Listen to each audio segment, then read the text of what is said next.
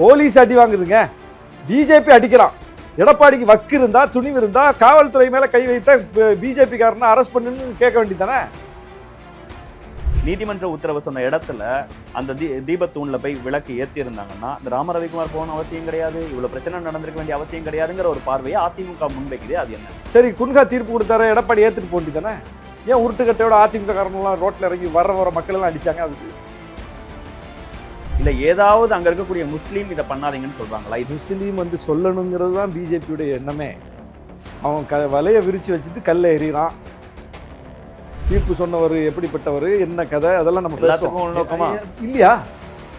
BJP கூட்டத்தில் கலந்துக்கலையா? இந்து மணி கூட்டத்தில் கலந்துக்கலையா? RSS கூட்டத்தில் அவர் பங்கேற்காதவரா? முஸ்லீம் தொடர்பா போன எந்த கேஸ்ல முஸ்லீமுக்கு நீதி கிடைச்சிருக்கு அதை சொல்லுங்க. ஒரு கேஸ் சொல்லுங்க. இந்து கோயிலுக்குள்ள போறதுக்கு இங்க போராட்டம் நடத்த வேண்டியிருக்கு. சிஐஎஃப் அனுப்பி அன்னைக்கு வந்து திரௌபதி அம்மன் கோயிலுக்குள்ள இந்துக்களை கூட்டிட்டு போயிருக்கலாமே. தடுக்கிறவங்களை இதே மாதிரி நீங்க சேலஞ்ச் பண்ணி. கோவில் நிர்வாகத்தை தாண்டி எல்லாத்த விட முக்கியமானது பக்தர்களின் உணர்வுகள். ராம ரவிக்குமார் தான் அவர் சொல்ற பக்தர். ராம ரவிக்குமார் தீர்ப்பு சொன்ன ஒரு பக்தர், தீர்ப்பை பெற்றுட்டு போன ஒரு பக்தர். இந்த ரெண்டு பேர் தான் பக்தரா?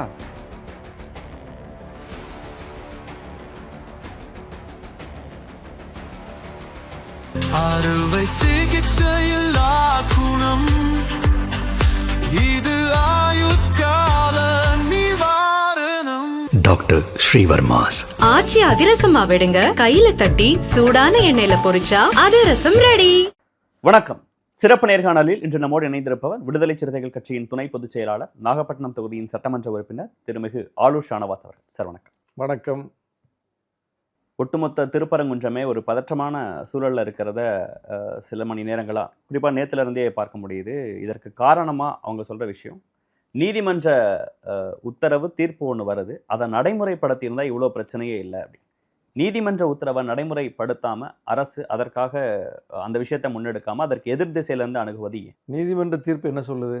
மலை உச்சியில் தீபத்தூணில்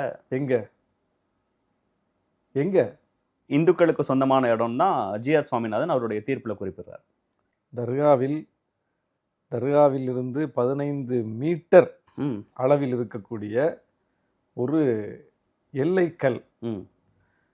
அப்போ ஒரு விஷயத்தை நீங்க அதான் அவங்க தீபத்தூண்கிறாங்க. சரி, அதாங்க தீபத்தூண்னா அந்த தூணில் இதற்கு முன்னால் எப்போது தீபம் ஏற்றினார்கள்?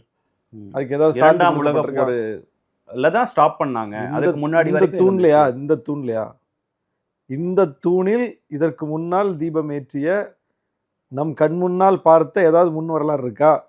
முதலமைச்சர் ஸ்டாலின் ஏற்றவில்லை, தடுத்து விட்டார். முதலமைச்சர் எடப்பாடி பழனிசாமி அனுமதித்தாரா? அப்போது பக்தர்கள் கோரிக்கை எழுப்பல, இப்ப எழுப்புறாங்க. நீங்க தான் சொல்றீங்க 2ஆம் நூற்றாண்டுல இருந்தே இந்த கோரிக்கை இருக்குன்னு. இல்ல, அப்ப நீங்க தான் சொல்றீங்க 2 வருஷத்துக்கு முன்னாடி உள்ள எடப்பாடியே ஏத்துறது கோரிக்கை. தன்னுடைய தீர்ப்பு அப்ப குறிப்பிடுறாரு, கோவில் நிர்வாகத்தை தாண்டி எல்லாத்த விட முக்கியமானது பக்தர்களின் உணர்வுகள். ராம ரவிக்குமார் தான் அவர் சொல்ற பக்தர். ராம ரவிக்குமார் தீர்ப்பு சொன்ன ஒரு பக்தர், தீர்ப்பை பெற்றுட்டு போன ஒரு பக்தர். இந்த ரெண்டு பேர் தான் பக்தரா? பிஜேபி காரங்க மட்டும் தான் பக்தரா? ஒட்டுமொத்த திருப்பரங்குன்றமும் இன்னைக்கு என்ன ஃபீல், என்ன உணர்வுல இருக்கு? ஒட்டுமொத்த தமிழ்நாடு என்ன உணர்வுல இருக்கு? பிஜேபி சொல்வதை என்னைக்கா தமிழ்நாடு கேட்டிருக்கா? பிஜேபி பெரியார் மீது வன்மத்தை உமிழுது. கள்ளழகர் ஆற்றில் இறங்குறாரு, லட்சோப லட்ச இந்து மக்கள் கூடி நிற்கிறாங்க. பெரியார் சிலையினுடைய பீடத்தில் ஏறி நின்று குழந்தையை தலையில தூக்கி வச்சுட்டு குழந்தை குட்டியோட நின்று கள்ளழகரை தரிசிக்கிறாங்க. அவ்வளோதான் தமிழ்நாடு. அப்போ நீங்க 3 முறை மோடி பிரதமர் ஆயிருக்காரு. தமிழ்நாட்டினுடைய பங்கு என்ன? அதுல தமிழ்நாடு ஏற்றதா நிராகரித்ததா? பிஜேபியை நோட்டாக்கு கீழே தள்ளினாங்களா இல்லையா ஆர்கே நகர்ல? இதுதானே தமிழ்நாட்டு களம். ஆனா தமிழ்நாட்டு மக்கள் அதே மக்கள் தான், அரசியல் ரீதியில் பாஜகவை வீழ்த்துகிற அதே மக்கள் தான் கள்ளழகர் ஆற்றில் இறக்கும்போது லட்சம் பேர் கூடுறாங்க. இதே திருவண்ணாமலை கார்த்திகை தீபம் நேற்று ஏறிச்சு, லட்சம் பேர் கூடுனாங்க. எங்க கூடல? ஆன்மீக விஷயத்துக்காக மக்கள் கூடுறாங்க, நாகூர்தர்களை கூடுறாங்க, வேளாங்கண்ணி கூடுறாங்க, சமயம் கடந்து நடந்து வர்றாங்க. அப்படிப்பட்ட ஒரு மண்ணுல நீங்க சில விஷயங்கள், அப்படிப்பட்ட ஒரு மண்ணுல இன்னைக்கு இப்படி ஒரு நடைமுறையில் இல்லாத ஒன்றை, நம் காலத்தில் நாம் பார்க்காத ஒன்றை, நம்ம அனுபவத்திலே இப்படி இல்லாத ஒன்றை திடீர்னு கொண்டு வந்து ஒரே நாளில் சில மணி நேரத்தில் ஒரு தீர்ப்பை கொடுத்து நடைமுறைப்படுத்துங்கன்னா அங்க ஏற்கனவே Judiciary dispute தானே இருக்கா சார் இல்லையா? முக்கியம். அவங்க தீர்ப்பு கொடுக்குறாங்கல்ல, அப்ப அதை நடைமுறைப்படுத்தணும்ல. சரி ஓகே, அதற்காக நாங்க மேல்முறையீடு போறோம் நேத்து சொன்னீங்க, ஒரு ஆபீசர் சொன்னாரு we are not allowing, we will face the consequences ன்னு சொன்னாரு. இன்னைக்கு இன்னொரு ஜட்ஜும் அதே தானே குறிப்பிடுறாரு. என்ன சொன்னார் ஜட்ஜி? நீங்க போட்ட மனுவை தள்ளுபடி பண்ணிட்டாரு. அரசு அதான் போட்ட என்ன மனுவை சொன்னாரு? தள்ளுபடி பண்ணிட்டாரு. திரும்ப அரசு பண்ணியிருந்த மேல்முறையீட தள்ளுபடி பண்ணிட்டாரு. ஜிஆர் சுவாமிநாதன் சொன்னதை என்ன நடைமுறை சொன்னாங்க? என்ன சொன்னாங்க? அதே மாதிரி விளக்குத்தூண்ல எது மலை உச்சியோ அந்த இடத்துல விளக்கு ஏத்துங்கன்னு சொல்றாங்க. யார் போய் ஏத்தணும்? யாரு வழக்கமாக ஏத்துவாங்களோ அந்த கோயில் நிர்வாகமே ஏத்துங்கன்னு சொல்லி நீங்க ஏத்தல, கோயில் அதனால அவர் வேற ஒண்ணு நிர்வாகம் சொல்றாங்க. கோயில் நிர்வாகம் ஏத்தல, அதனால அவர் ராம ரவிக்குமார் ராம ரவிக்குமார் தானே அப்ப போகணும். இன்னைக்கு ஹெச் ராஜா அரெஸ்ட், நயனார் நாகேந்திரன் அரெஸ்ட், ஒரு 1000 பேர் நிக்கிறாங்க. நீங்க ராம ரவிக்குமாரை விட்டுருந்தீங்கன்னா இன்னைக்கு இவங்க வந்திருக்க மாட்டாங்க. நேத்து ராம ரவிக்குமாரை விட்டுருந்தீங்கன்னா இன்னைக்கு ஹெச் ராஜா வந்து அவங்க வரும்போதே அப்படித்தானே வர்றாங்க. ஏற்கனவே இதுக்கு முன்னுதாரணம் இருக்க. ஒரு 6 மாசத்துக்கு முன்னாடி பிரச்சனை பண்ணாங்க. அதற்கு முன்னாடி போங்க. கோயில் நிர்வாகம் ஏன் நீதிமன்ற தீர்ப்புல உத்தரவிட்ட அந்த இடத்துக்கு கோயில் நிர்வாகம் இப்ப ஏத்தி இருந்தா இவ்வளவு பிரச்சனை நடந்திருக்காது. வழக்கமா எங்க ஏத்துவாங்களோ அங்க ஏத்துறாங்க. ஏன்னா நீங்க வந்து பாஜக கோயில் நிர்வாகம் தீபம் ஏத்தலையா? அதே மலையில தீபம் ஏறிச்சா இல்லையா? வழக்கமா எடப்பாடி ஆட்சி காலத்துல எங்க ஏறிச்சோ, ஜெயலலிதா அம்மா ஆட்சி காலத்துல எங்க ஏறிச்சோ, ஓபிஎஸ் ஆட்சி காலத்துல எங்க ஏறிச்சோ, கலைஞர் எம்ஜிஆர் அண்ணா ஆட்சி காலத்துல எங்க ஏறிச்சோ அங்கதானே ஏறி இருக்கு. காமராஜர் ஆட்சி காலத்துல நீதிமன்றத்துக்கு போகல, நீதிமன்றம் இந்த மாதிரி ஒரு தீர்ப்பு கொடுக்கல. நீதிமன்றம் தீர்ப்பு கொடுத்ததுக்கு அப்புறம் உச்சி பிள்ளையார் கோயில்ல அவங்க ஏத்தல. நீங்க தான் சொன்னீங்க தொடக்கத்திலே இந்த டிஸ்பியூட் பல காலமா இருக்கு. டிஸ்பியூட் இருக்கு சார். டிஸ்பியூட் இருக்குன்னா அப்ப அந்த பிரச்சனை இருக்கும்போது ஏற்கனவே நீதிமன்றங்கள் இதை தெளிவுபடுத்திருக்கல. அப்போ 94 தீர்ப்பு, 2014 என்ன சொல்றேன், தர்கா இடத்துல தர்காக்கு உள்ள போய் ஆடு பலியிட்டு அந்த மக்களின் நம்பிக்கைப்படி நடந்து கொள்வதற்கு இங்க இப்ப அனுமதி இருக்கா? இப்போதைக்கு தடுத்து வச்சிருக்காங்க. ஏன் தடுத்தீங்க? நீதிமன்றம் என்ன சொல்லுது? விட்டு கொடுத்து அவங்கவுங்க நம்பிக்கைப்படி போறதுதானே சமூக நல்லிணக்கம். ஒருத்தருடைய நம்பிக்கையை வந்து அவர் விட்டு கொடுத்துடணும் அப்படின்னு சொல்றது எப்படி நம்பிக்கையாகவும் சமய நல்லிணக்கமாகவும் கேட்குதுல்ல? அப்ப அன்னைக்கு கேட்டிருக்கணும்ல. இந்த பிரச்சனை அங்கிருந்து தானே தொடங்குச்சு. இப்ப அண்மை காலத்துல இந்த பிரச்சனை எங்கிருந்து தொடங்குச்சு? அந்த ஆடு கோழி பலியிட நாங்க முருகன் கோயிலுக்குள்ள போறோம்னா முஸ்லிம்கள் வந்தாங்க. எங்க போறோம்? தர்காக்கு தானே போறோம்னு வந்தாங்க. தர்காவினுடைய நடைமுறை என்ன? தர்காவினுடைய வழக்கம் என்ன? பழக்கம் என்ன? அங்க போய் ஆடு பலியிட்டு அந்த நம்பிக்கை நிறைவேற்றுவது தானே அந்த பழக்கம். அதை செய்யறது தானே முஸ்லிம்கள் போனாங்க. அதை ஏன் தடுத்தீங்க? அதை ஏன் நீதிமன்றம் இப்படி வந்து படை வீரர்களை அனுப்பி அந்த மக்களின் நம்பிக்கையை காப்பாற்ற வேண்டும், போய் 1 மணி நேரத்துல நிறைவேற்றிட்டு வாங்கன்னு ஏன் அன்னைக்கு அந்த ஆடு தூக்கிட்டு வந்தவர் கூட படை வீரர் அனுப்பல? சிஏஎஸ்எஃப் நீதிமன்றம் சொன்ன விஷயத்த ஒரு மாவட்ட நிர்வாகம் செய்யலைங்கும் போது அவரு வேற ஒரு ஆப்ஷனுக்கு போறாரு. அதுதான் சார். இதையா நீங்க சொல்லலன்னு கேக்குற. அதே மதுரையில தானே நடக்குது, அதே நீதிமன்றத்துல நடக்குது. மக்கள் கோர்ட்டுக்கும் போனாங்கல்ல, அந்த பிரச்சனைக்காக நீதிமன்றத்தை நாடினாங்கல்ல. அப்ப நீதிமன்றம் என்ன சொல்லுச்சு? இந்து முன்னணிக்கு போராட்டம் நடத்துவதற்கு அனுமதி கொடுத்துச்சு. என்ன சொல்லி அனுமதி கொடுத்துச்சு? வன்முறையை தூண்டக்கூடாது, சமூக நல்லிணக்கத்திற்கு பங்கம் விளைவிக்க வகையில் பேசக்கூடாது, அமைதியா கூடி உங்களுடைய உணர்வை வெளிப்படுத்திட்டு முழக்கம் எழுப்பிட்டு உங்க கோரிக்கையை முன்வைத்துட்டு நீங்க கலைஞ்சிடலாம்னு சொல்லி நிபந்தனை அடிப்படையில் தான் அனுமதி கொடுத்தாங்க. ஹெச் ராஜா என்ன பேசினார்? அயோத்தியோட ஒப்பிட்டு பேசினார். வேற என்ன பேசினார்? இதுதான் தொடக்கம்னு பேசினார். திருப்பரங்குன்றம் தான் தொடக்கம், சிக்கந்தர் தர்காவை இடமாற்றணும், ரீலொகேட் பண்ணணும்னு பேசினாரா இல்லையா? இந்த நீதிமன்றம் இன்னைக்கு நான் எப்படி வெளிப்படுவேன் என்று நாளை பார்ப்பீர்கள், நான் சும்மா விடமாட்டேன் என்றெல்லாம் சொல்ற நீதிமன்றம் ஏன் ஹெச் ராஜாவை சும்மா விட்டுச்சு? உங்க உத்தரவுக்கு மீறி, உங்க நிபந்தனையை மீறி சமூக நல்லிணக்கத்தை கெடுக்கிற வகையில சிக்கந்தர் தர்காவை ரீலொகேட் பண்ணணும்னு பேசுனா தமிழ்நாடு அரசு பதற்றம் ஆகுமா ஆகாதா? அதே கும்பல் இன்னைக்கு வந்து நீதிமன்றத்தில் ஒரு ஆர்டர் வாங்கிட்டு அதே மாதிரி மலையில ஏறி சிக்கந்தர் தர்காவில் இருக்கக்கூடிய தூண்ல கொண்டு போய் தீபம் ஏற்றுப்பேன் வந்தா என்ன விளைவை ஏற்படுத்தும் அரசாங்கம் சிந்திக்கும்ல. ஏன்னா நீதிமன்றத்துல சொல்ற மாதிரி இவங்க நடந்திருக்காங்களா? அப்படி ஒரு வரலாறு இருக்கா? பாபர் மசூதி எப்படி இடிக்கப்பட்டது? நீதிமன்ற தீர்ப்புக்கு பிறகாக நம்ம அதெல்லாம் செய்ய மாட்டோங்கிற உறுதி கொடுத்த பிறகாக அவங்க என்ன நடந்துச்சு? நீதிமன்றத்துல கொடுத்த உறுதி என்ன, நடந்தது என்ன? சரி, அப்படி இடிச்சவங்களுக்கு மேல இன்னைக்கு வரைக்கும் தண்டனை கொடுத்திருக்கா நீதிமன்றம்? யாராவது தண்டிக்கப்பட்டிருக்காங்களா? அப்போ வாக்குறுதியை பாஜக தரப்பு காப்பாற்றாது, ரொம்ப பேசுறாங்க. இல்ல சார், நான் சொல்றது அயோத்தியில நடந்தது இங்க நடந்துரும், ராமர் கோயில்ல நடந்தது அதே மண்ணில் பேசியிருக்காரு. பாபர் மசூதி இடிப்பு நடந்த மாதிரி ஹெச் ராஜா வந்து ஒரு சோசியல் மீடியால ஃபேக் ஐடி வச்சு எழுதுற யாரோ ஒருத்தர் கிடையாது. அவர் யாரு? பாஜகவுடைய ஒரு முகம். ஒரு மூத்த தலைவர், முதன்மை பொறுப்புகளில் இருந்தவர். இன்னைக்கும் அவர் வந்து அடுத்த ஒரு முதன்மை பொறுப்பில் அமர்த்தப்படக்கூடிய இடத்துல இருக்கிறவர். அப்படிப்பட்டவர் மக்களை திரட்டி வச்சுட்டு பிஜேபி தொண்டர்களை தமிழ்நாடு பூராவும் இருந்து வர வச்சு ஆர்எஸ்எஸ் பிஜேபிக்காரங்க இந்து முன்னணிக்காரங்களை வர வச்சுட்டு அவங்க முன்னாடி நின்று பேசுறார். சிக்கந்தர் தர்காவை ரீலோகேட் பண்றது தான் இதுக்கு தீர்வுங்கிறார். அதை யாரும் வந்து பிஜேபி அதை கண்டிச்சுதா? இப்படி பேசுவது எங்க கட்சியின் கொள்கை இல்லைன்னு அறிவிச்சிருக்கா? அப்ப அவங்க கொள்கை அது பிஜேபியின் கொள்கை. அந்த பிஜேபி அந்த இந்து முன்னணி தான் இன்னைக்கு வந்துட்டு அங்க போய் ஏறி நீ பேங்குது. அப்போ இவங்க இப்படி பேசியிருக்காங்க, ஏற்கனவே இவங்க இப்படி நடந்திருக்காங்க. பாபர் மசூதி விஷயத்திலையும் நீதிமன்றம் கொடுத்த வாக்குறுதி அவங்க நீதிமன்றத்தில் கொடுத்த வாக்குறுதி அவங்க காப்பாற்றல. திருப்பரங்குன்றத்திலையும் நீதிமன்றத்தில் அவங்க கொடுத்த வாக்குறுதியை நீதிமன்றம் அவங்களுக்கு விதித்த நிபந்தனையோ அவங்க கடைபிடிக்கல. அதே திருப்பரங்குன்றத்துல தர்காவை ரீலோகேட் பண்ணணும்னு பேசுற கூட்டம் மேல ஏறி தீபத்தை ஏத்த போகுதுன்னு வைங்க, என்ன நடக்கும்? அப்ப அந்த இடத்துல இதெல்லாம் கருத்துல கொண்டுதானே தர்கா நிர்வாகம் இதனால எங்களுக்கு பிரச்சனை வரும்னு எங்கேயாவது சொல்லியிருக்கா? இல்ல ஏதாவது அங்க இருக்கக்கூடிய முஸ்லீம் இதை பண்ணாதீங்கன்னு சொல்றாங்களா? செய்வதே தமிழக அரசு தான். ஏதாவது ஒரு முஸ்லீம் வந்து இதை சொல்லியிருந்தா கூட பரவாயில்ல, எங்களுக்கு முஸ்லீமுக்குள்ள எந்த பிரச்சனையுமே இல்ல. முஸ்லீம் வந்து சொல்லணுங்கிறது தான் பிஜேபியோட எண்ணமே. அவன் வலைய விரிச்சு வச்சுட்டு கல்ல எறிறான். இந்த பக்கம் வலைய விரிச்சு வச்சிருக்கான் பிஜேபி, இந்த பக்கம் கல்ல எறிறான். கல்ல எறிஞ்சோடனே இந்த முஸ்லீம் ஓடி போய் அந்த வலையில விழணும்னு அவங்க எதிர்பார்க்குறாங்க. தமிழ்நாட்டில் அது நடக்காது பாஸ். பாபர் மசூதி இடிக்கப்பட்ட போது இந்தியாவை பற்றி எறிந்தது, தமிழ்நாடு அமைதியா இருந்தது. அப்போ அதுக்காக இவங்க எல்லாம் உணர்வற்று போகல. இங்க உள்ள முஸ்லீம்கள் உணர்வுள்ளவர்கள் தான். நம் மண்ணின் தன்மைக்கேற்ப நம்ம வெளிப்படணும். இங்க நம்ம பேசுறோமோ இல்லையா, நமக்காக பேசுறதுக்கு 10 இந்து இருக்கான், நம்ம பேசுறோமோ இல்லையா நமக்காக பேச 10 கிறிஸ்தவம் இருக்காங்கிற நம்பிக்கையோட இங்க இருக்காங்க. அந்த நம்பிக்கை தமிழ்நாடு காப்பாற்றிக்கிட்டே வருது. அதனாலதான் பிஜேபி இங்க நிராகரிக்கப்படுது. அப்போ பாபர் மசூதி இடிக்கப்பட்ட போதே அமைதி காத்த ஒரு மாநிலம் எல்லாவற்றிலும் நிதானத்தை கடைபிடிக்குது. நிதானம் என்பது பணிந்து போவதாகாது, நிதானம் என்பது சமரசமாகாது. அங்க உடனே வந்து அதை விட்டு கொடுத்துட்டாங்கன்னு பொருள் இல்லை. உரிமைக்கான போராட்டத்தை சட்ட ரீதியில் தர்கா நடத்துது. தர்கா வந்து கோர்ட்ல போய் ஆர்குமெண்ட் வைக்குது இல்ல, தர்கா தரப்பும் சேர்ந்து தானே கோர்ட்டுக்கு போகுது. அப்படின்னா என்ன பொருள்?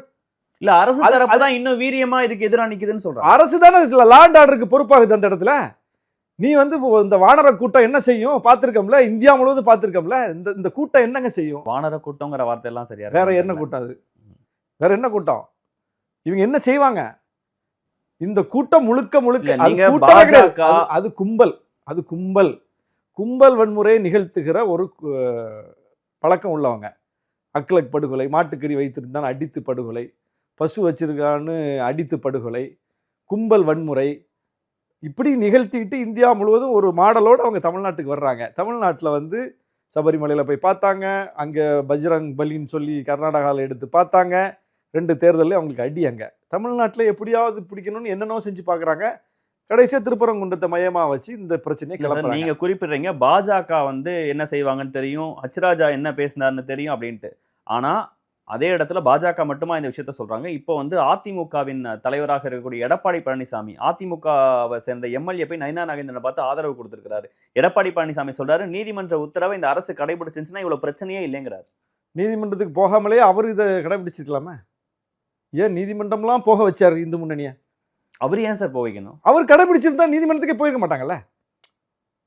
இது இல்ல சார், இந்துக்களின் உணர்வு என்றால் எடப்பாடி பழனிசாமி அவர்கள் ஆட்சியில இருக்கும்போது கேஸ் போட்டு கேட்க வேண்டிய தேவையில்லையா?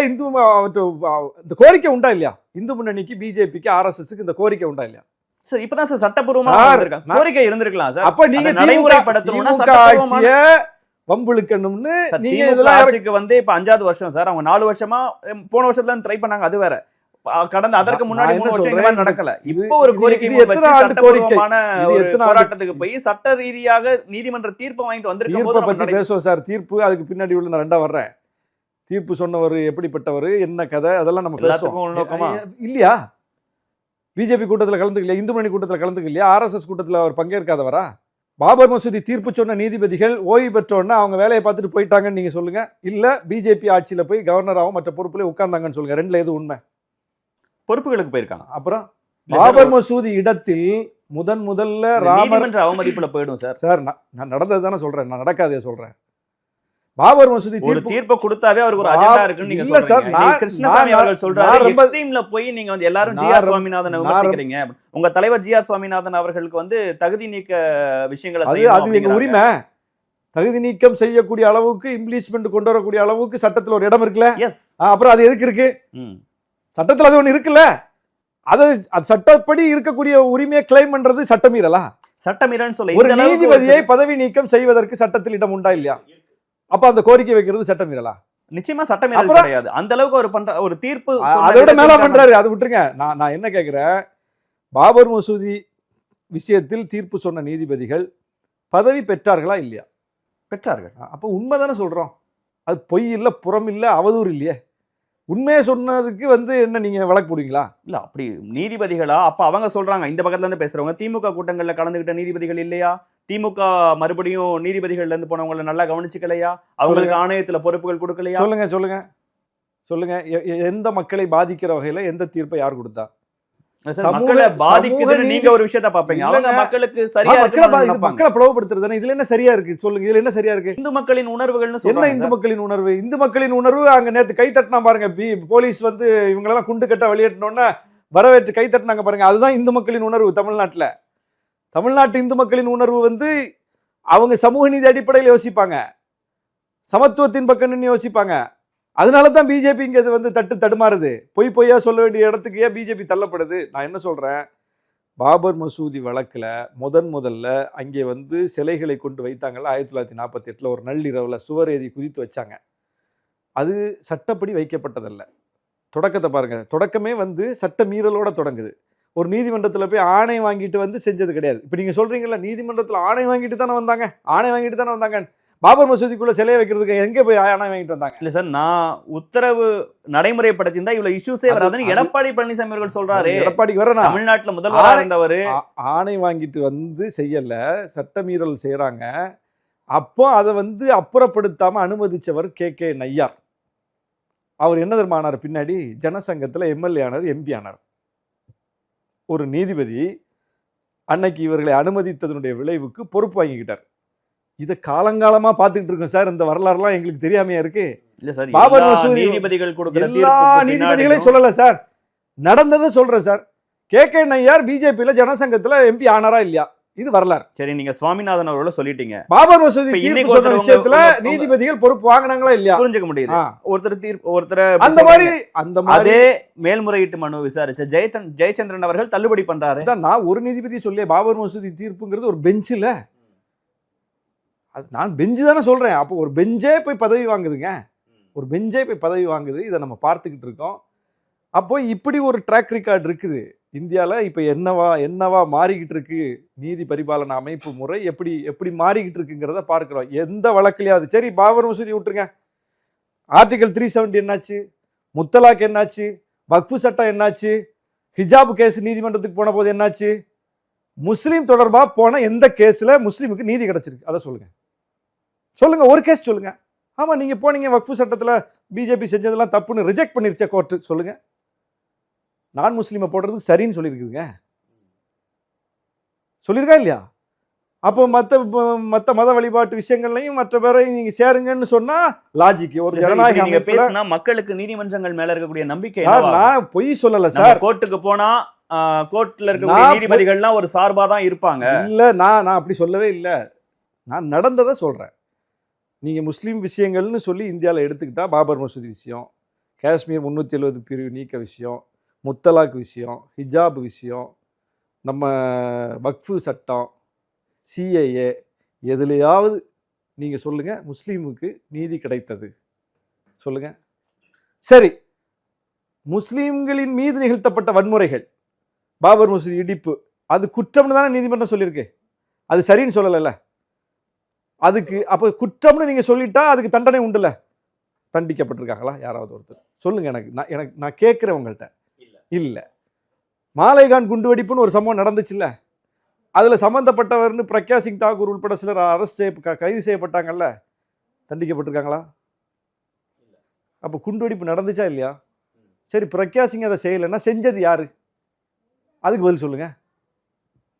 பிரக்யா விடுதலை இல்ல பண்ணல சார், உங்க கேள்விகள்லாம் சார், புரிஞ்சுக்க முடியுது. செஞ்சது ஆனா, யார் சார்? மாலைகான் குண்டுவெடிப்பை செஞ்சது யார்? ஜனநாயக நாட்டுல மாலைகான் குண்டுவெடிப்பை செஞ்சது யார்? குறிப்பா சட்டமன்ற உறுப்பினரா இருக்கக்கூடிய நீங்க, நம்ம ஜனநாயகத்துல எல்லா விஷயத்தையும் பார்க்கணும். நீதிமன்றத்துக்கு ஒரு பங்கு இருக்கு, சட்டம் இயற்றக்கூடிய மன்றங்களுக்கு ஒரு பங்கு இருக்கு. இங்க இருந்து நம்ம அதை கொஸ்டின் பண்றது சரியான்னு கேக்குறது. இது நீண்டகால போராட்டம். இது வெறும் இந்து முஸ்லிம் பிரச்சனை அல்ல. இது இவங்களுமே குறிப்பிடுறது இது இந்து முஸ்லிம் பிரச்சனை இல்ல, வேணும்னே இந்து மக்களுக்கு எதிராக அரசு 2000 ஆண்டு கால போராட்டம் சார். இந்த சண்டை 2000 ஆண்டு காலமா நடந்துகிட்டு இருக்குது. நான் என்ன சொல்றேன், இன்னைக்கு வழிபாட்டு உரிமையை நிலைநாட்டுவதற்காக நாங்க இதை செய்யறோம்னு இன்னைக்கு கோர்ட் சொல்லுது. நீதிபதி அதற்காக படையை அனுப்புறாரு, அதை நிலைநாட்டணும்னு கவர்மெண்ட்டுக்கு கெடு விதிக்கிறாரு. எல்லாம் ரைட். இதே விஷயத்துல, அதாவது தர்காவில் இருக்கக்கூடிய தூணுல இந்துக்களினுடைய தீபத்தை ஏற்ற வேண்டும் என்று. தர்காவில் இல்ல, வேற எங்க இருக்கு? தர்காவில் 15 மீட்டர் தொலைவுலன்னு சொன்னான். 15 மீட்டர் தான் எவ்வளவு தூரம்? 15 கிலோமீட்டர் தீர்ப்பு ஒண்ணு குறிப்பிடுறாங்க. அந்த தீர்ப்புலயே 15 மீட்டருக்கு அந்த பக்கத்துல 15 கிலோமீட்டரா? வழியே தர்காவுக்கு போற வழிதான் சார் அது. நான் அதான் கேட்கிறேன், அந்த தர்காவுக்குள்ளே செய்யக்கூடிய விஷயத்தை கூட செய்வதற்கு அனுமதிக்கப்படலைங்க, ஆடு பலியிடுவதற்கு. ஆனா அதே கேம்பஸ்ல நீங்க வேற ஒண்ணு செய்யறதுக்கு அனுமதிக்கிறீங்க. சரி, இது அங்க இந்து கோயிலுக்குள்ள இந்துக்கள் போய் வழிபடணும்னு நினைக்கிறாங்க. எங்க? மேல்பாதியில இந்து கோயில்ல, திரௌபதி அம்மன் கோயில்ல வழிபடணும்னு போறதுக்கு அனுமதி கேட்கறது யாருங்க? முஸ்லிமா, கிறிஸ்தவரா? மக்கள். யாரு? இந்து மக்கள் தானே. அங்க போகக்கூடாதுன்னு சொல்லி தடை ஏற்படுத்தப்படுது. யார் போய் நிக்கிறா? பிஜேபியின் பொறுப்பாளர் அஸ்வத்தாமன் போய் நிக்கிறாரா இல்லையா? யாருக்கு ஆதரவா நிக்கிறாரு? பட்டியலின மக்களுக்கு ஆதரவா நிக்கிறாரு. கோயிலை பூட்டினது சரிங்கிறார், அவங்களை அனுமதிக்க முடியாதுங்கிறார். பிஜேபி நிர்வாகி தான் போய் நிக்கிறார் அந்த இடத்துல. அனைத்து சாதியினரும் அர்ச்சகர் ஆகலான்னு ஒரு சட்டம் கொண்டு வருது தமிழ்நாடு அரசு. நான் என்ன ஆக்குறதுக்கா? இந்து மக்கள் உங்களாக்குறதுக்கா? நீங்களும் இந்து தானே, நானாவது முஸ்லீம், நீங்க இந்து தானே, தினேஷ் தானே, தினேஷ் ஆக்குறதுக்கா? யார் ஆக்குறதுக்கு? யார் அர்ச்சகரோ, யார் அர்ச்சகர் பயிற்சியை முடித்திருக்கிறாரோ, அர்ச்சகர் பயிற்சி யார் முடித்திருக்கிறாரோ, யாருக்கு அந்த பூஜைகள்லாம் செய்ய தெரியுமோ, அந்த தகுதியை யார் பெற்றிருக்கிறார்களோ அவர்களை ஆக்குவதற்கு, என்னையோ உங்களே ஆக்குறதுக்கு இல்லை. அப்போ இவங்க என்னென்னலாம் வேணும்னு தகுதின்னு சொல்றாங்களோ அது எல்லாமே அவங்க படிச்சுட்டாங்க. அதுக்கப்புறம் வேற என்ன தகுதியை தேடுது கோர்ட்டு? இதே நீதிபதி என்ன சொன்னார் அதுல? சார், அதுல அவங்க ஒரு சில விஷயங்கள் சொல்றாங்க. நான் இதுல சார் ஒவ்வொன்றுக்கும் டிஃபெண்ட் பண்ணி போகணும் விதிகள் படி அப்படின்னு போறாங்க. அப்போ இந்து கோயிலுக்குள்ள போறதுக்கு இங்க போராட்டம் நடத்த வேண்டியிருக்கு. இந்து அர்ச்சகர் ஆகிறதுக்கு போராட்டம் நடத்த வேண்டியிருக்கு. அப்ப இந்த பிஜேபி வரல, பிஜேபி எதிரா வருது, இந்துக்கு எதிரா வருது. ஏன் நீங்க ஒரு ஆர்டர்ல இதே மாதிரி படை வீரரை அனுப்பி சிஐஎஃப் அனுப்பி அன்னைக்கு திரௌபதி அம்மன் கோயிலுக்குள்ள இந்துக்களை கூட்டிட்டு போயிருக்கலாமே? தடுக்கிறவங்களை இதே மாதிரி நீங்க சேலஞ்ச் பண்ணி சட்டத்துக்கு சவால் அப்படின்னு சொல்லி அரெஸ்ட் பண்ணிருக்கலாமே? நீதிமன்றம் அன்னைக்கு இப்படி துரிதமா செயல்பட்டு இருக்கலாமே? சார், ஒரு திரௌபதி அம்மன் கோயிலா ஊரா பார்க்கணும் சார். இந்து கோயிலுக்குள் இந்துக்கள் நுழைவதற்கு விஷயம் பூட்டு போட்டதானே, காவல்துறையினர் அனுப்பி எல்லா மக்களையும் உள்ள கூட்டிட்டு போலியா? அது ஒரு போராட்டத்துக்கு பிறகு சட்ட வழியில தான் செய்ய முடியும். இன்னைக்கு கவர்மெண்ட் அதுதான் செய்யுது, மேல்முறையீட்டுக்கு தான் போயிருக்கு, மேல்முறையீட்டு தான் போகுது. சட்ட போராட்டத்தை தான் கவர்மெண்ட் நடத்துது. சட்டம் ஒழுங்கையும் காப்பாற்றணும், சட்ட போராட்டத்தை நடத்தணும், ரெண்டே அந்த கவர்மெண்ட் செய்யுது. அதுலயும் செய்யுது, இதுலயும் செய்யுது. ஆனா இதுல ஒவ்வொன்றிலையும் அதுக்கு புறம்பா நிக்கிறது யாருன்னு பாருங்க. திரௌபதி அம்மன் கோயில்ல புறம்பா நின்னது பாமக, பாமகக்கு துணையா நின்னது பாஜக. அதாவது இந்துக்களை கோயில்ல விடக்கூடாதுன்னு சொல்லி இங்க பாஜக களத்தில் நிக்குது, அதிமுக துணையா நிக்குது. அப்ப பாக்குறீங்களா? இல்ல சார், இங்க என்னதான் அதிமுக கூட்டணியில இருந்தாலும் தொடர்ந்து நம்ம சொல்லிட்டு இருந்த விஷயங்கள், அதிமுக எப்போதும் இங்க மத சார்ந்த பிரச்சனைகள்லாம் எழுவதற்கு அலோவே பண்ண மாட்டாங்க. ஈவன் உங்க தலைவர்லாம் அதிமுக மாதிரியான ஒரு ஃபோர்ஸ் தேவைன்னு தொடர்ந்து பேசக்கூடிய ஒரு தலைவர். அப்படிப்பட்ட அதிமுக சொல்லுது நீதிமன்ற உத்தரவை பின்பற்றி இருந்தாங்கன்னா, நடைமுறைப்படுத்தினாங்கன்னா இவ்வளவு இஷ்யூவே இல்லை அப்படின்ட்டு. இன்னொரு பக்கம் பாஜகவை வளர்த்து விடுவதற்காக, இல்ல பாஜக இங்க ஒரு ஸ்பேஸ் கொடுக்கறதுக்காக வேணும்னே இப்படி ஒரு திட்டமிட்டு திமுக அரசு இப்படி ஒரு விஷயத்த செய்யுதுன்னு தாவேகாவுக்கு ஆதரவா பேசக்கூடியவங்க, நாம் தமிழருக்கு ஆதரவா பேசக்கூடியவங்க சொல்றாங்க. இதுல எல்லாம் ஒரு உண்மை இல்லைன்னு நினைக்கிறேன். சரி, பாஜக பேச மாட்டாங்க அப்படிதானே? நீங்க எடுத்துட்டு வாங்க இப்படி ஒரு பிரச்சனைன்னு சொல்லி திமுக தான் கால் கொடுத்ததா பிஜேபிக்கு? எந்த முதலமைச்சரும் அவங்க காலத்துல இப்படி ஒரு பிரச்சனையை சந்திக்கல, ஸ்டாலின் சந்திக்கிறாரு. அப்படி இருக்கும்போது நீங்க இதை எடுத்துட்டு வாங்கன்னு ஸ்டாலின் கூப்பிட்டாரா பிஜேபிய?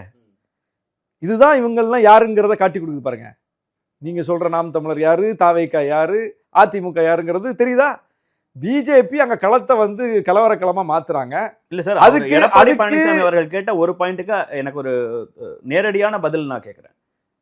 நீதிமன்ற உத்தரவை பின்பற்றி கோயில் நிர்வாகம் நீதிமன்ற உத்தரவு சொன்ன இடத்துல அந்த தீபத்தூண்ல போய் விளக்கு ஏத்தி இருந்தாங்கன்னா இந்த ராம ரவிக்குமார் போன அவசியம் கிடையாது, இவ்வளவு பிரச்சனை நடந்திருக்க வேண்டிய அவசியம் கிடையாதுங்கிற ஒரு பார்வையை அதிமுக முன்வைக்குதே, அது என்ன? அதுதான் எந்த ஆட்சி காலத்தில் அப்படி ஒரு நடைமுறை இருந்தது, யார் வந்து அதை தடுத்தா, எப்போ அது போச்சு, அதுவும் குறிப்பிட்ட அந்த தூண்ல இதற்கு முன்னால் எப்போதாவது ஏற்றப்பட்டிருக்குதா, ஏற்றப்பட்ட ஒரு விஷயத்தை இந்த அரசு வந்து தடுத்து நிறுத்தி மாற்றி விட்டதா, அது தர்காவுக்குள்ள ஆடு பலியிடுவதற்கு முஸ்லீம்கள் உரிமை கேட்டுக்கிட்டு இருக்காங்க, அதுக்கு அனுமதி இல்லாத ஒரு சூழ்நிலை இருக்கு, ஏற்கனவே அங்கே ஒரு டிஸ்பியூட் வந்துருச்சு, பிரச்சனைக்குரிய ஒரு இடத்துல காலங்காலமாக நம்ம கண் முன்னால பார்க்காத ஒரு நடைமுறையை திடீர்னு மாற்றும் போது அது ஏற்படுத்துகிற சட்ட ஒழுங்கு, அது ஏற்படுத்துகிற சமூக கேடுகள், இதையெல்லாம் கவனத்தில் கொண்டு தானே ஒரு அரசு இன்னைக்கு ஒரு அரசு நடவடிக்கை எடுக்க நீதிபதிகளுக்கு எதிராக ரௌத்திரம் பழக வேண்டாம் அப்படிங்கிற வார்த்தையை குறிப்பிடுறாரு. நீதிபதிகள் சொல்லுவாங்க அதெல்லாம் இப்போ மேல்முறையீடு இருக்கு, அது பார்த்துக்கோம், அது என்ன எப்படி வந்தாலும் பார்த்துக்கோம், அது பிரச்சனை கிடையாது.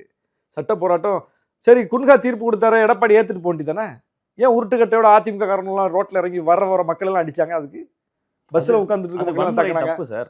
அதுதாங்க ஏன் அடிச்சாங்க அந்த மாதிரிலாம், இன்னைக்கு என்ன திமுக அந்த மாதிரியா பண்றாங்க, போலீஸ் அடி வாங்குதுங்க, பிஜேபி அடிக்கலாம், எடப்பாடிக்கு வக்கு இருந்தா துணிவு இருந்தா காவல்துறை மேல கை வைத்த பிஜேபி காரனை அரெஸ்ட் பண்ணுன்னு கேட்க வேண்டியதானே, போலீஸ் அடிச்சிருக்காங்கல்ல, வன்முறை நிகழ்த்திருக்காங்க, போலீஸ் ஒரு வன்முறை நிகழ்த்திச்சா, ஒரு துப்பாக்கி சூடு, ஒரு லத்தி சார்ஜ் உண்டா? பாஜகவினர் சொல்றாங்க இந்து மக்கள் மீது தாக்குதல் நடந்தது காவல்துறையினரால். பிஜேபி காரங்கெல்லாம் இந்து மக்களா என்ன, இந்து மக்களுடைய விரோதிகள், அவன் 69 விழுக்காடு இடஒதுக்கீடு இந்த ஒரு காரணத்துக்காகவே இந்து மக்கள் திமுகவுக்கு ஓட்டு போடக்கூடாது, எவ்வளவு இந்துக்களின் மனதை புண்படுத்துறாங்கன்னு பாருங்க, நான் இது என்ன தமிழக காவல்துறைக்கு கருப்பு சிவப்பு வேஷ்டி அனுப்ப போறோம் அப்படின்னு பாஜகவை சேர்ந்த நிர்வாகிகள் பேசுறாங்க. அதாவதுங்க, இந்தியா முழுவதும் பிஜேபி ஆட்சி காலத்தில் ஆட்சியில் என்னென்ன வன்முறைகள் நடக்குது, பிஜேபியின் ஏவல் படைகளை அங்கே இருக்கக்கூடிய காவல் படைகள் எப்படி செயல்படுதுங்கிறதெல்லாம் பார்க்குறோம். இங்கெல்லாம் அப்படி இல்லை, சட்டத்தின் ஆட்சியையும் சட்டம் ஒழுங்கை காப்பாற்றுவதற்கும் காவல்துறை இவங்களோட மல்லு கட்டிக்கிட்டு இருக்கு.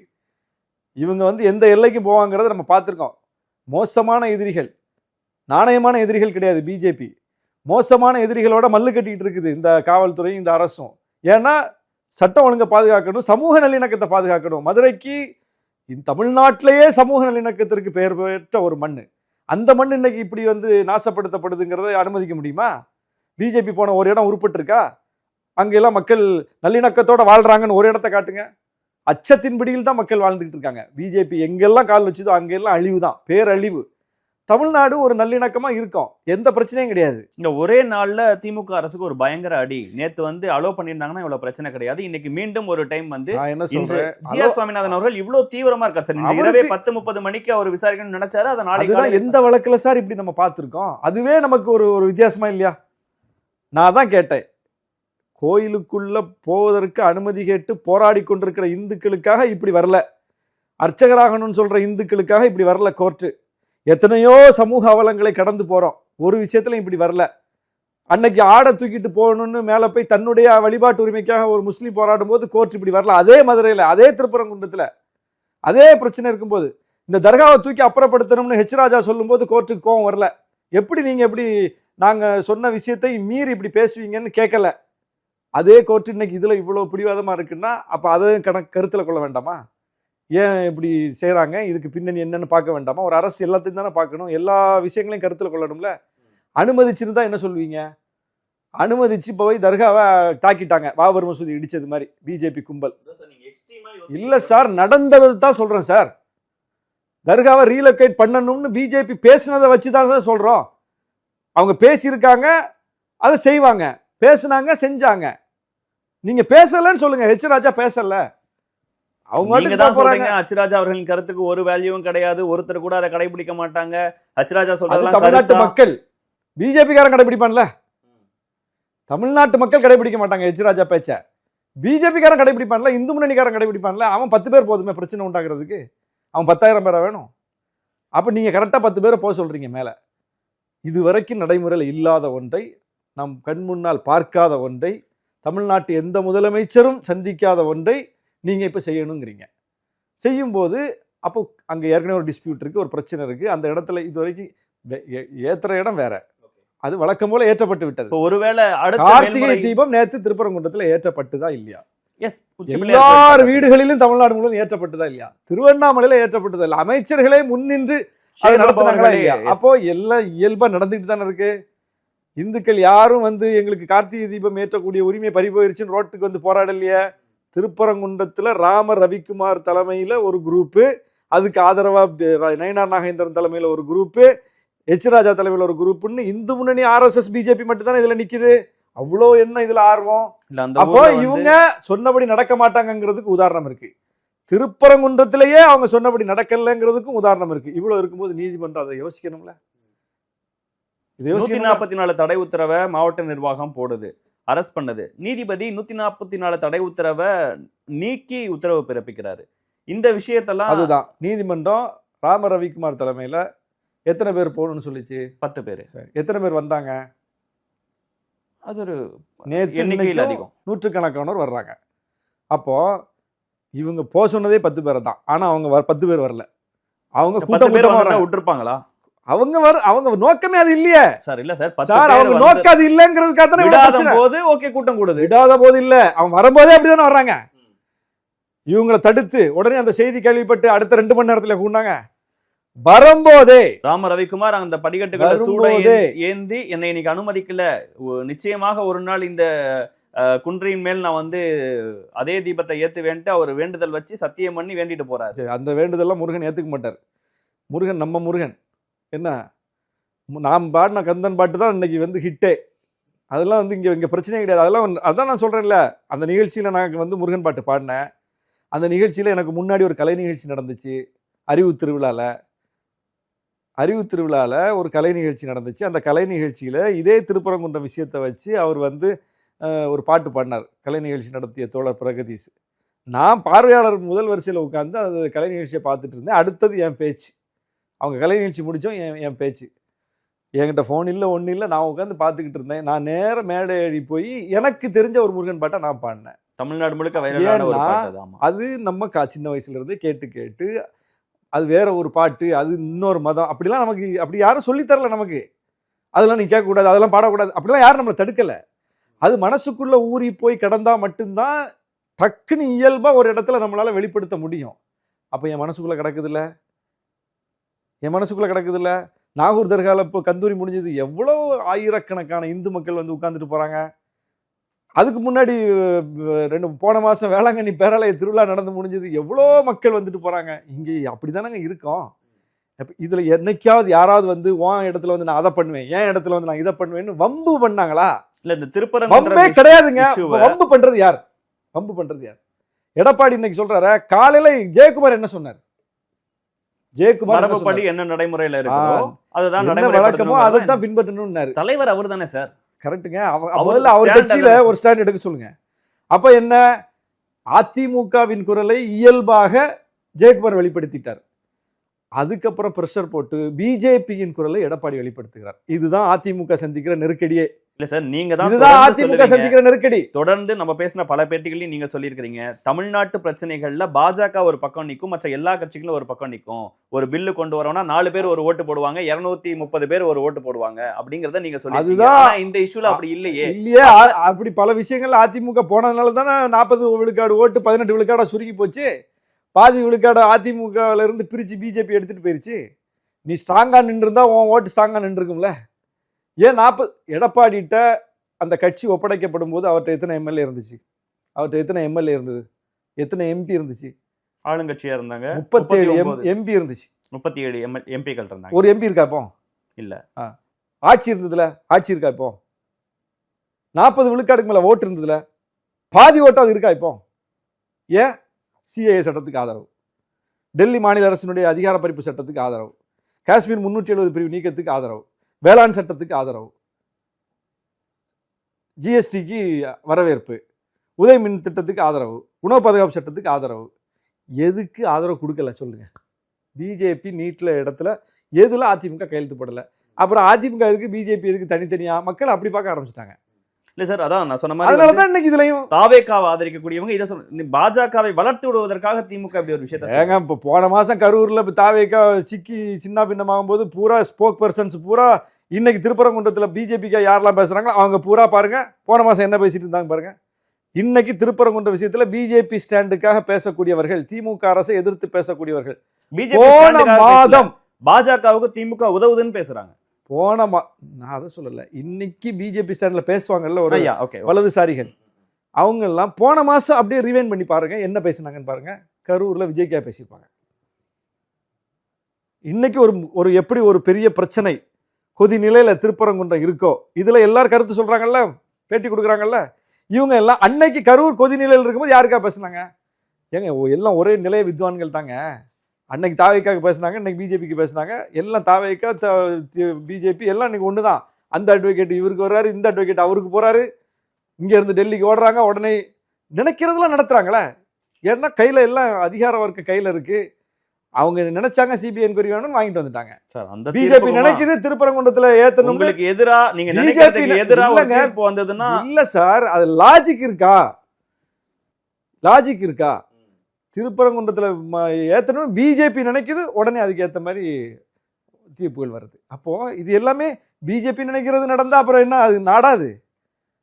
ஜனநாயகத்துல ஒரு சட்டத்தை பார்க்கணும், ட்ராக்கை பார்க்கணும், நடைமுறையை பார்க்கணும், முன்னுதாரணம் இருக்கான்னு பார்க்கணும், சட்டம் என்ன சொல்லியிருக்குன்னு பார்க்கணும், நடைமுறை என்ன இருக்குன்னு பார்க்கணும், சட்ட ஒழுங்குக்கு அதனால பிரச்சனை இருக்கான்னு பார்க்கணும், மக்கள் ஒற்றுமை கெடாம ஒரு விஷயத்த பண்ண முடியுமான்னு பார்க்கணும். இவ்வளோ விஷயத்த கலந்து தானங்க ஒரு முடிவை எடுக்கணும். அதை ஒரு மணிக்கூர்ல நீங்க அதை எடுக்கணும் அப்படின்னா அது எப்படி எடுக்க முடியும்? அப்படி யாராவது எடுத்திருக்காங்களா? அதுக்கு முன்னாடி அங்கே நடந்திருக்கா? ஒரு சான்று வைங்க. இல்லை, நேற்று தீர்ப்புக்கு பிறகு, இன்று மனு தள்ளுபடியான பிறகு, நீதிமன்ற அவமதிப்பு வழக்கு விசாரணைக்கு வந்த பிறகு, அதற்கு பிறகாக இன்றும் காவல்துறை வந்து போகும்போது நாங்கள் மீண்டும் மேல்முறையீடு போகிறோம், அலோ பண்ண மாட்டோம் அப்படிங்கிறதுல ரொம்ப ஸ்டிஃபாக நிற்கிறத பார்க்க முடிஞ்சது. சபரிமலைக்கு பெண்கள் போகலாங்கிற விஷயத்துல பிஜேபி என்ன ஸ்டாண்ட் எடுத்தது? உச்ச நீதிமன்றமே சொன்ன விஷயத்தை, அதுக்கு மேலே அப்பீல் இல்லைல்ல, இங்கேயாவது அப்பீல் இருக்கு, இங்கே அப்பீல் இருக்கு. தமிழ்நாடு அரசு போராட்டம் நடத்துது, சட்ட போராட்டத்தை. அப்பீலே இல்லைங்க. பிஜேபி என்ன ஸ்டாண்ட் எடுத்தது? மோடி என்ன ஸ்டேட்மெண்ட் கொடுத்தாரு சொல்லுங்க? காவிரி மேலாண்மை வாரியம் அமைக்கணும்னு சொல்லிச்சு சுப்ரீம் கோர்ட்டு. என்ன ஸ்டாண்ட் எடுத்தாங்க கர்நாடக அரசு? எதுலங்க நீதிமன்ற உத்தரவை எங்க கடைபிடிச்சிருக்காங்க சொல்லுங்க? நீதிமன்ற உத்தரவு சொல்லிட்டா உடனே இவங்கெல்லாம் கடைபிடிச்சிட்டு வந்த மாதிரியும், இந்த அரசு மட்டும் மீறிட்டது மாதிரியும், இது ஒன்றும் இறுதி ஜட்ஜ்மெண்ட்டும் இல்லை. இல்ல, ஸ்டாலின் அவர்கள் இந்த விஷயத்துல நிக்கிறாங்கன்னு நினைக்கிறீங்களா? நிக்கணும் இல்லங்க. ஏங்க இல்லைன்னா எடப்பாடி பழனிசாமி மாதிரி பிஜேபிக்கு அடிமையா போனா தமிழ்நாட்டினுடைய மானம் மரியாதை எல்லாம் போயிடும். அதை பத்தி எடப்பாடி கவலையே கிடையாது. எடப்பாடிக்கு தன்னை காப்பாற்றிக் கொள்றதை தவிர எந்த கவலையும் கிடையாது. மண் எப்படி போனா என்ன, மக்கள் எப்படி போனா என்ன, இந்த நாடு எவ்வளவு கேடுகிட்டு போனா என்ன, அதை பத்தி எல்லாம் கவலை கிடையாது. அது அப்படியெல்லாம் பணிந்து குனிந்து போனதுனால தான் இன்னைக்கு அவருடைய லீடர்ஷிப் கொஸ்டின் ஆகி போய் நிக்குது. அவர் கட்சியில் அவர் பேச்சை யாரும் கேட்க மாட்டாங்க, கூட்டணியே அவரால் தக்க வைக்க முடியல, சிக்கி சின்ன பின்னமா போச்சு.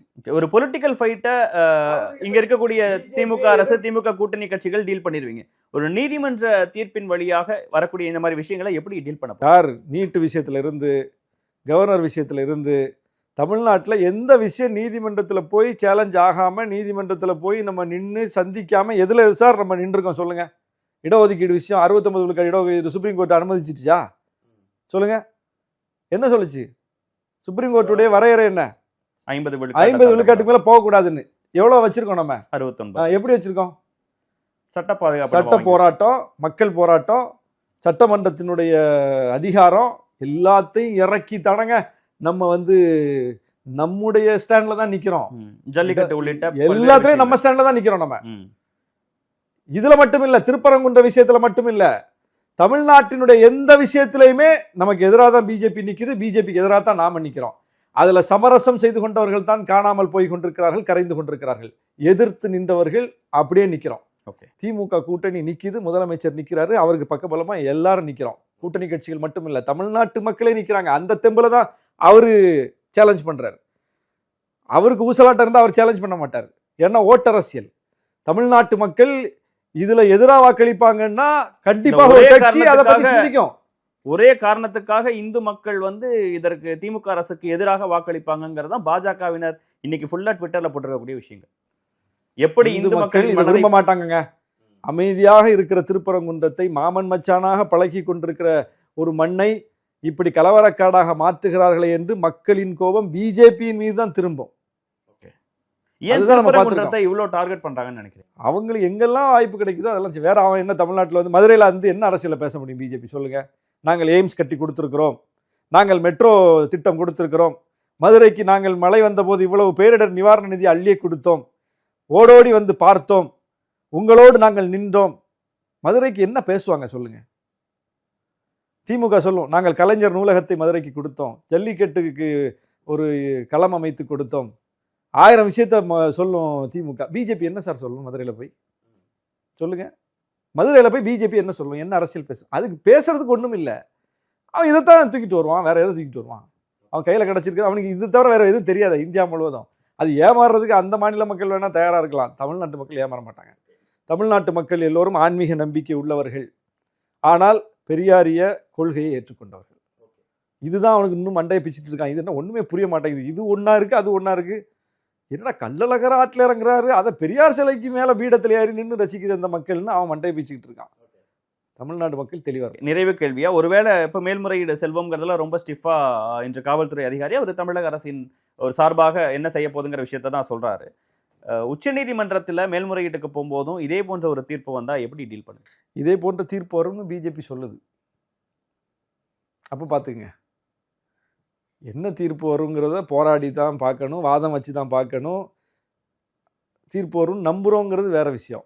நமக்கு நியாயப்படி நமக்கு தீர்ப்பு வரும். ஏன்னா ஆர்குமெண்ட்ஸ் வலுவாக இருக்குது, சான்றுகள் நமக்கு பக்கம் வலுவாக இருக்குது சொல்கிறதுக்கு. தீபம் அங்கே ஏற்றப்படுது. வழக்கமாக கோயில் நிர்வாகம் தான் ஏற்றப்படுது. ஒரு முறை கூட தீபம் ஏற்றப்படுவது தடைபடவில்லை இந்த ஆண்டு உட்பட. அவங்கவுங்க ப்ராக்டிஸை அவங்கவுங்க பண்ணிட்டு இருக்காங்க. ஆடு பலியிடுவதற்கு தான் தடை இருக்கு, அதுதான் நடக்கல. தீபம் ஏற்றுறதுக்கு தடை இருக்கா? இல்ல. உச்சிப்பிள்ளையார் கோயில ஏத்திட்டே தான் நடந்துட்டு தான் இருக்கு. ஆனா போய் சிக்கந்தர் தர்கால போய் ஆடு பலியிட முடியுதா? முடியல. இல்ல. அப்போ பிரச்சனை அங்கதான் இருக்கே தவிர இங்க எந்த பிரச்சனையும் இல்லை. அப்படி இருக்கும்போது நான் அங்கதான் போய் தீபம் ஏற்றுவேன், இந்த கல்லுல தான் ஏற்றுவேன்னு சொல்லி இப்படி திடீர்னு ஒரு கும்பல் கிளம்பி வருது. இதுக்கு முன்னாடி அதை அங்க ஏத்துனதா எந்த சான்றும் சமர்ப்பிக்கவும் இல்லை. அப்படி இருக்கும்போது இப்படி ஒரு தீர்ப்பை வாங்கிட்டு இப்படி செய்யறாங்க. அவங்க சொன்ன மாதிரி 10 பேரும் வரல, வரும்போதெல்லாம் 500 பேர் 1000 பேர் பிரச்சனை பண்றாங்க. ஏற்கனவே தர்காவை ரீலொகேட் பண்ணணும்னு பேசி அவங்க அந்த நோக்கத்தோட களத்துக்கு வர்றாங்கிற சான்றெல்லாம் அரசு பக்கம் தானே இருக்கு. பிரச்சனைகள் அப்போ விசாரிச்சு நியாயப்படி தீர்ப்பு சொல்றாருந்தா எப்படி தீர்ப்பு வரும்? அப்ப நம்ம அதை நம்புறோம், நம்ம நியாயப்படி தீர்ப்பு வரும் நம்புறோம். ஆனா பிஜேபி எங்க போனாலும் இதுதான் தீர்ப்புங்குது. ஒருவேளை அவங்களுடைய அந்த ட்ராக் இருக்குல்ல, அந்த அனுபவத்தில் அவங்க சொல்கிறாங்களா இருக்கும். ஆனாலும் எல்லா விஷயத்துலையும் நம்ம பார்க்குறோம்ல, எதிர்த்து ஃபைட் பண்ணிட்டு தானே இருக்கோம். நீட்டு நடைமுறைக்கு வந்துருச்சு, அதுக்காக அதை எதிர்த்து நம்ம சண்டை செய்கிறத நிறுத்திட்டோமா? ஆளுநர் விஷயத்தில் இப்போ கெடு விதிக்க முடியாதுன்னு கோர்ட்டு இப்போ சொல்லிருச்சு, கால நிர்ணயம் செய்ய முடியாதுன்னு, தலையிட முடியாது. அதுக்காக நம்ம ஓகே அப்படின்னு அந்த சண்டை நிறுத்திட்டோமா? சண்டை போட்டுக்கிட்டே இருப்போம். அது நீதிக்காக, நியாயத்திற்காக, சட்டத்திற்காக, சமூக நல்லிணக்கத்திற்காக. என்ன நடக்க போகுதுன்னு பொறுத்து பார்ப்போம் சார். இவ்வளோ நேரம் நேரத்தையும் கருத்தையும் பகிர்ந்து கொண்டதற்கு மிக்க நன்றி.